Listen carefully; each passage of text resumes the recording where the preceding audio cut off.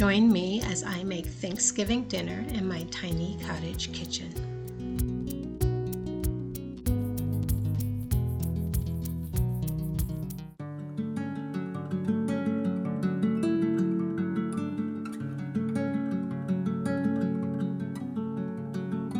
One thing I most look forward to in the fall is Thanksgiving.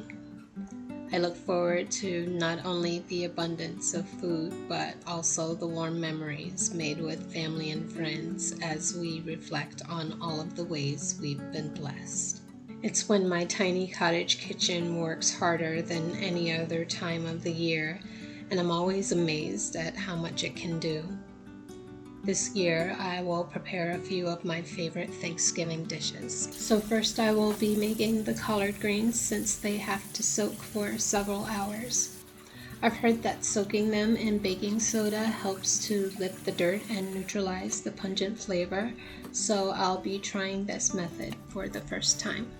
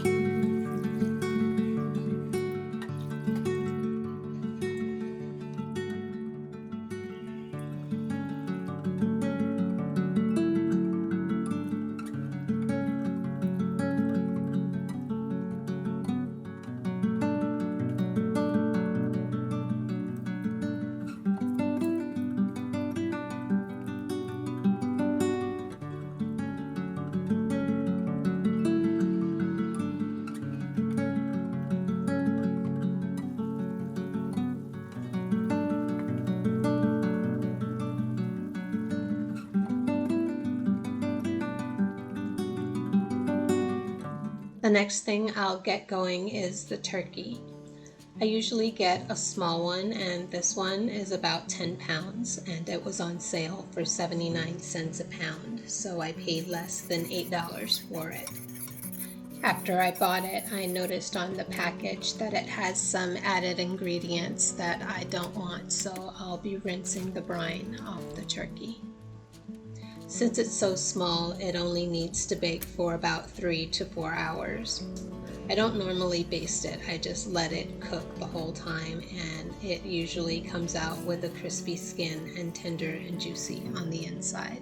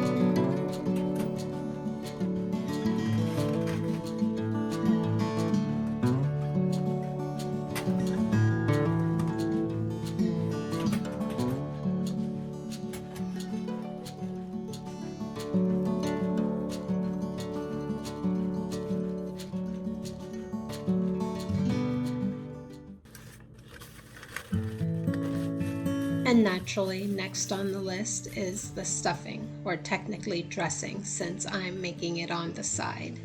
I actually wasn't going to make dressing this year because I wanted to minimize my cooking and the filming of the cooking, but I had this loaf of whole wheat sourdough that I got from a free grocery haul, and it needed to get used. I wasn't crazy about the texture, but I didn't want to waste it, so I thought that dressing would be a nice way to give it a second chance.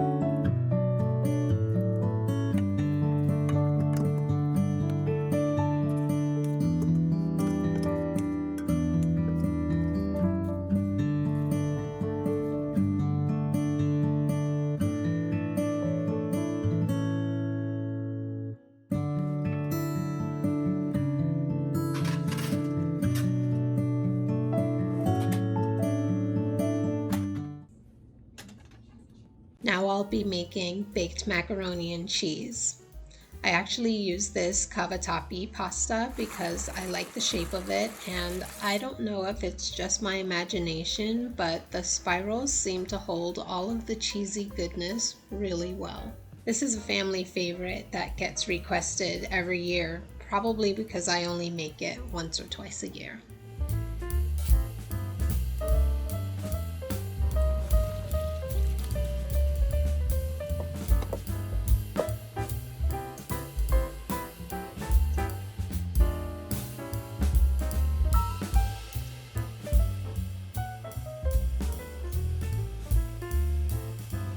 While I was making this, I realized I was out of breadcrumbs, so I ended up crushing up some of the stuffing cubes to make breadcrumbs for the topping.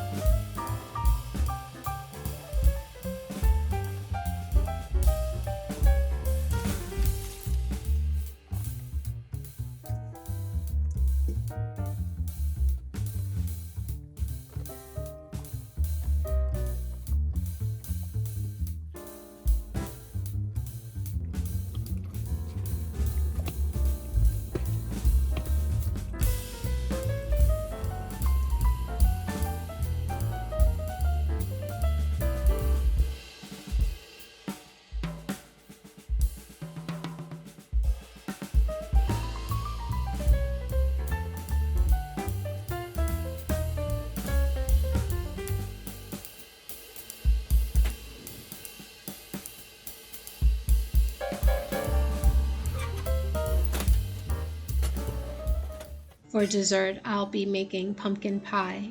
For the crust, I'm using the sourdough pie crust recipe from the farmhouseonboone.com blog. I made it several hours ahead and let it sit in the fridge to ferment before making the pie filling.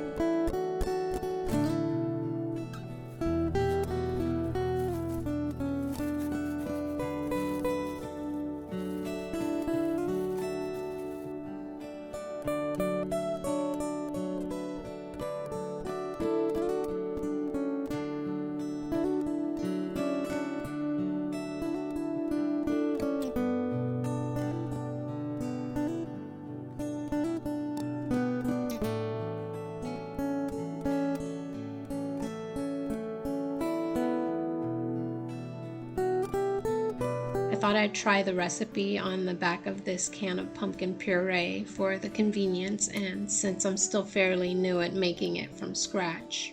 I ended up miscalculating the liquid measurements and accidentally doubled the amount of cream, so the pie didn't come out great, though you might not be able to tell by looking at it.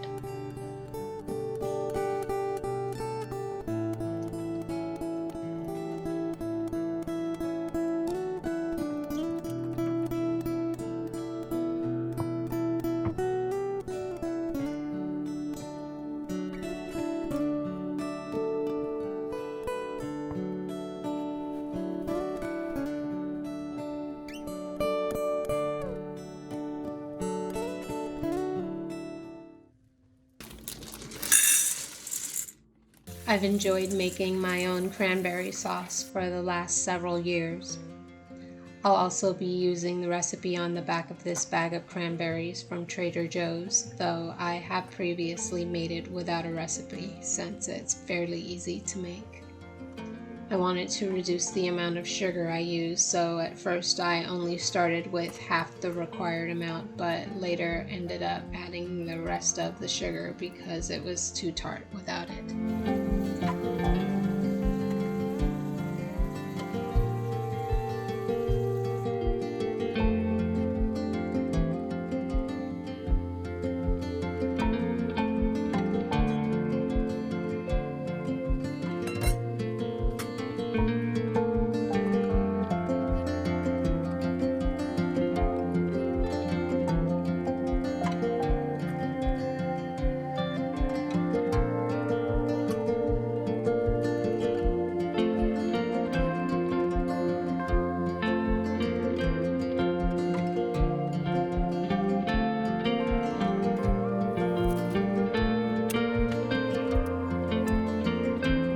And last, but certainly not least, is the gravy.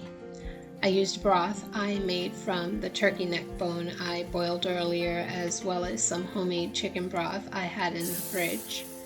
I actually had started making the gravy with the chicken broth but forgot to film it, so for the sake of the camera I made it again and then just combined the two gravies.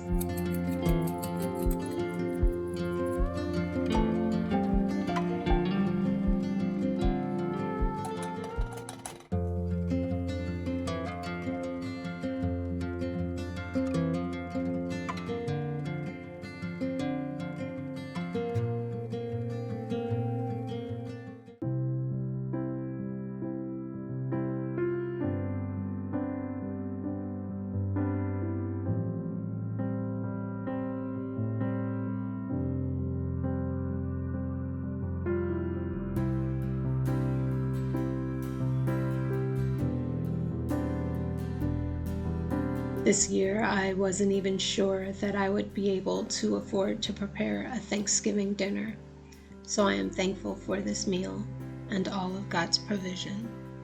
I am thankful for my faith, my family, my home, my health, the opportunity to have new experiences and learn new things. I am thankful for celebrations and cozy moments, and I am thankful for you. Happy holidays.